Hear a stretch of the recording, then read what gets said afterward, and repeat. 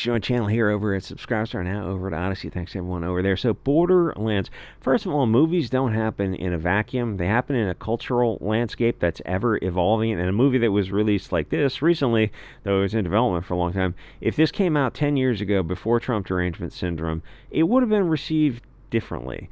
And the other aspect of it is actors and directors and producers and Hollywood people having access to social media is probably going to be one of the nails in the coffin for Hollywood, because they're deeply, deeply disturbed people.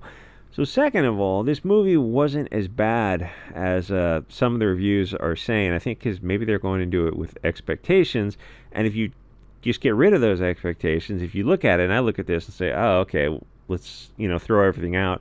This isn't as bad as a lot of DC Marvel genre movies, because they take themselves seriously. Something like Black Widow or Black Adams or Wonder Woman 84 or The Marvels or Madam Web or a bunch of these other movies that have come out in the past 10 years that have...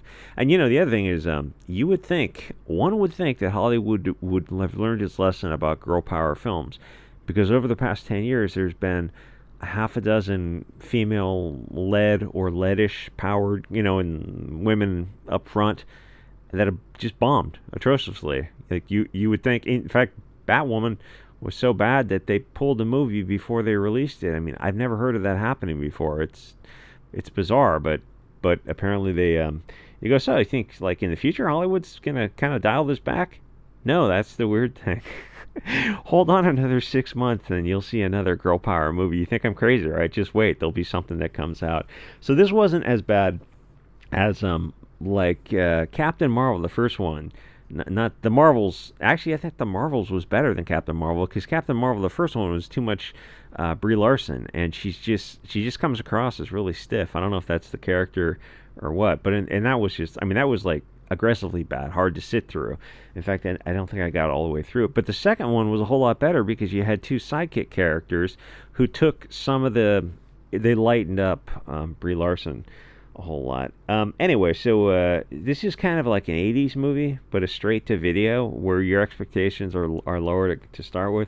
So I think I can explain why the movie didn't work, why people are just calling it soulless. And it's like, well, okay, you can't do a movie review and just say it feels like it's soulless. It's like, oh, what does that mean? You got to articulate it. Well, here's the articulation.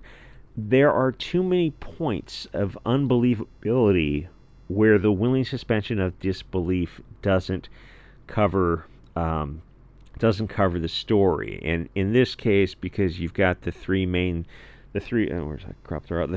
female characters are the problem with this story. Because girl power, or in the case of Cate Blanchett, girls kind of trying to act like men. Oh, and then there's this other sidekick character. I forgot all about her.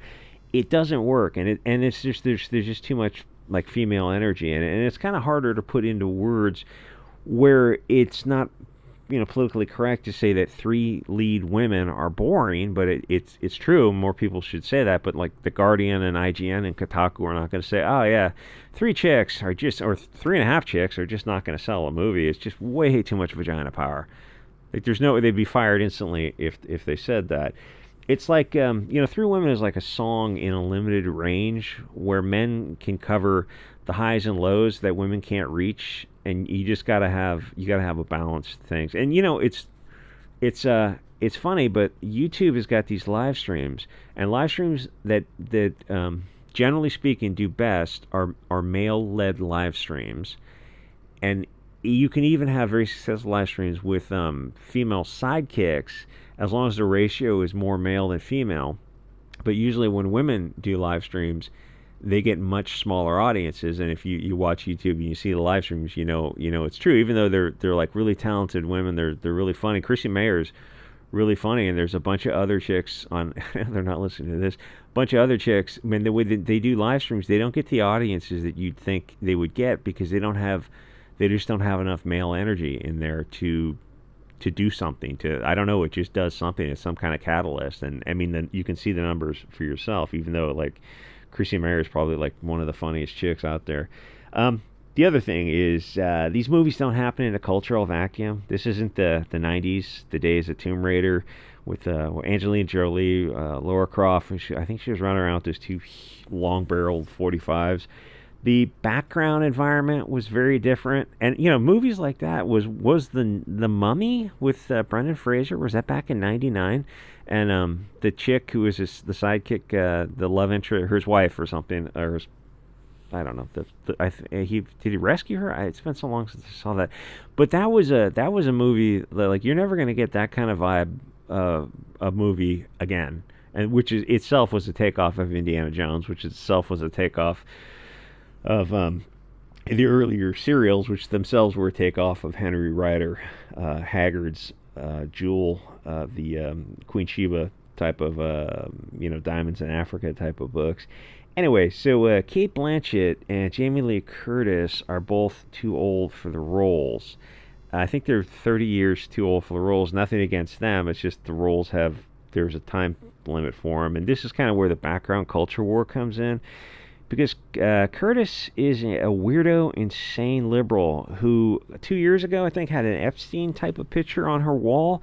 And her kids is one of those BLT people, and he's kind of a weirdo himself. And people are tired of that, and they're probably tired a little bit of her too. And it's all these little pieces that factor into movies. And I know when I say one little thing, like she had one painting on the wall, and that's enough to nuke the movie. No, it's a totality of the circumstances with the culture war. It's just these little pieces just add up, and to get to the point where you just can't you can't you can't divorce the actor from their social media platform. Like that guy from The Hobbit is Samwise is running around trying to get Kamala Harris elected or something. And it's like, did you need to tell us that? I mean, you're not exactly on the A list, and you got to turn off comments when you say that. It just changes things.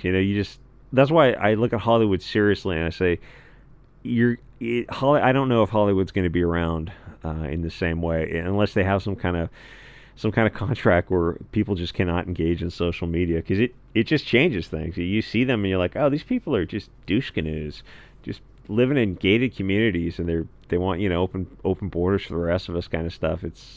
You look at the stuff, go, I really don't want to go back and watch anything you've been in. People are tired of a lot of stuff. Anyway, so you could have swapped out a lot of these actors.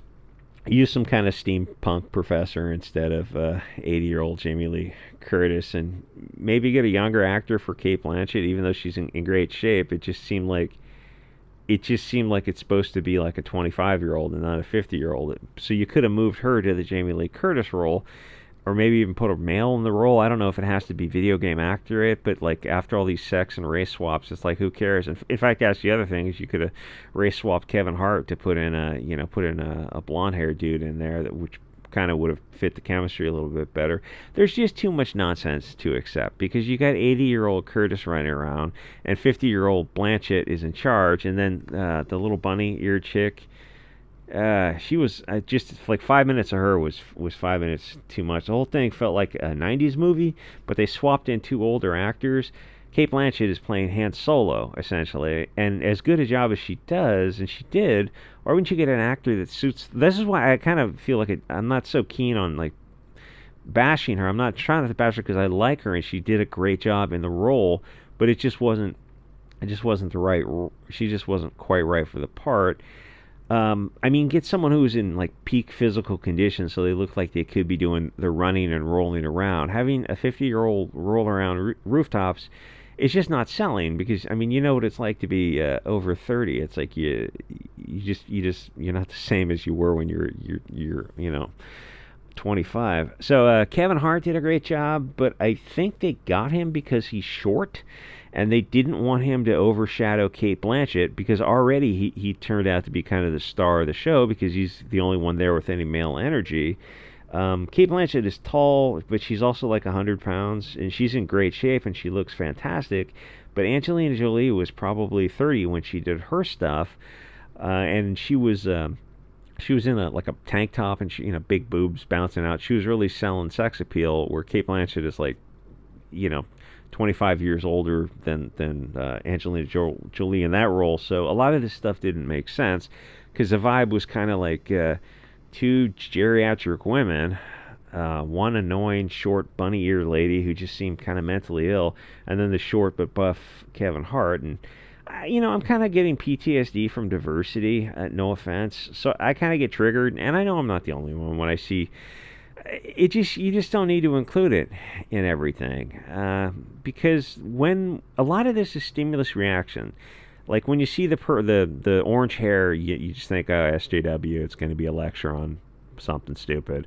And then you see diversity, you go, oh, it's going to be a Mary Sue. And I don't think he was in the movie. And Kevin Hart has got a lot of people like him because I mean, he's a good actor. He's selling the role he's playing. But you just don't need to have diversity in everything. I personally would like to see Hollywood move away from diversity. And I want to give Hart an exception because he's really a solid comedian. But I'd like to see more European actors. I think diversity is really killing movies, which obviously means there's not going to be any movies for me. But that's not really a loss because everything out now is absolutely horrible. Diversity and feminism are cancer. And if more people would say that, I think you'd see a change because it would be Hollywood putting these movies in your face and you get it on social media and go, just enough with the girl power and the diversity. Gag me. It's just cringe. I think you might see a little bit of a change. Obviously, you're going to get a lot of pushback on social media, and welcome to the getting kicked off of Twitter every 6 months. But anyway, so there are bad movies, and then there are some that are so bad that they're interesting in kind of a mystery science theater way, and then there are weird movies like this that are just kind of empty and soulless. It'd be like if you took Guardians of the Galaxy and swapped out the actors for second-rate, pudgy alcoholics who had no chemistry. You had the same great sets and the CGI, but instead of that beautiful, skinny bug girl with the antennas and the cute, I think she was going for a K-pop thing or something. It's if you took her, but you added like 20 pounds in 20 years, but she's still trying to play the same role. It just wouldn't make sense. And I know that sounds like I hate to be ageist to actors. Because I know that is a problem in Hollywood, and I know it's not like such a dick to say, like, beautiful Kate Blanchett is too old for the role. I hate saying that. But it's like she's playing 30-year-old Han Solo in A New Hope. It just doesn't make sense. Like, I don't know how old was Angelina Jolie when she was in that movie. That was probably 25 years ago, so she was probably 25 when she played that role. And your 25-year-old body yourself, it's like the physical activity you're capable of is not the same as when you're 40 and up. It just doesn't. You just don't do the same things you did. And as well as most of you know that because the average age of this audience, I think, is 45-year-old male. Anyway, a lot of this stuff is just kind of not making sense. And Hollywood does this thing, because they're all globalist lizard people, where they think that people are fungible. They're just cogs in a communist machine. And Kate Blanchett's in amazing shape. She's just not right for the role. And Hollywood, like they think boys can be girls, and I guess the next thing is to think that a 50-year-old can play a 25-year-old. But there are windows for people to play certain roles, so just like get a 25-year-old for the role and maybe get rid of Kevin Hart. As much as I like him, it's like I'd like to see somebody blonde and blue-eyed. I'd like to see more of that. Just people who are together and have chemistry, and not just a diversity checklist. I think there's kind of too much PC in movies and in everything as is. And like you look what Ryan Reynolds did with Wolverine and Deadpool, how people in the comments are telling me that he was fighting to make that movie the way he wanted to make it, and he made a pretty solid movie where people were good for the roles and there was chemistry, and you had a Wolverine played by Hugh Jackman who was just a solid actor, and it all worked because they weren't trying to check too many boxes. They did have some black chick who was in charge of something. It's like, okay, fine, you got your one little diversity checklist, but everything else about the movie really kind of fired. It was as good a movie as could be made in the current environment with the current, Marxist Saul Alinsky type of rules. And it was a good, solid movie. And like I said the other day, it's like all you have to do, Hollywood, is just maintain course with that Deadpool Part 3 movies. Like, keep making movies like that and just go in that direction. And they look at you like you're crazy. They go, no, that movie was an aberration. That was an anomaly. We're not going to... No. So you want us to take Wolverine and Deadpool and make them black and gay? That's what you're saying, right? Yeah, that's totally what the audience is on board with. And female, and probably trans as well. Because that'll really put butts in seats. So I mean, the future of Hollywood is going to be more movies like Borderland and less movies like Deadpool Part 3. Which I don't know. Is there a way to launder money when? But it's like this wasn't an independent funded film. It was funded by big producers. So it's like I don't think it works that way. It's like I don't know what they were thinking when they were making a movie like this. Anyway, this felt like kind of a like Cindy Lauper 80s oh so random punk rock tank girl type of what's a couple other movies. There's a couple other movies in the 80s that had that vibe, and then they I don't know. Not Resident Evil vibe, but maybe you know what I'm talking about. It was everything just kind of misfired in this movie because generally in stories you're supposed to have cool people doing cool things or likable characters at least doing cool things or telling a story. You're supposed to be doing something, and usually if you're lacking in one part of the story you make up for it in the other, and if all else fails at least you just get young beautiful people and have them prance around in bikinis type of thing, like if you really have nothing else. And you gotta at least fire, you gotta at least like have something, either the oxygen, the spark, or the temperature, or whatever. And it's like this movie just kind of misfired on everything. Anyway, I guess I won't call the POC midget Chewbacca because that's kind of what Kevin Hart is doing. Make women sexy again, not women trying to be men. Like let them be sexy women and not like she can be sexy as a 50-year-old Kate Blanchett, that's fine, but I don't know what she was trying to be. Anyway, like, comment, subscribe. I'll see you guys all next episode.